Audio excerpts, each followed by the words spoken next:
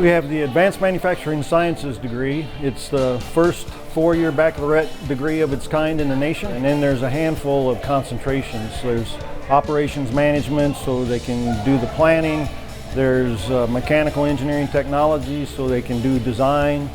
And then we've also got some technologies of additive manufacturing, digital manufacturing, composites, robotics, and all those jobs are in high demand out in the manufacturing industry.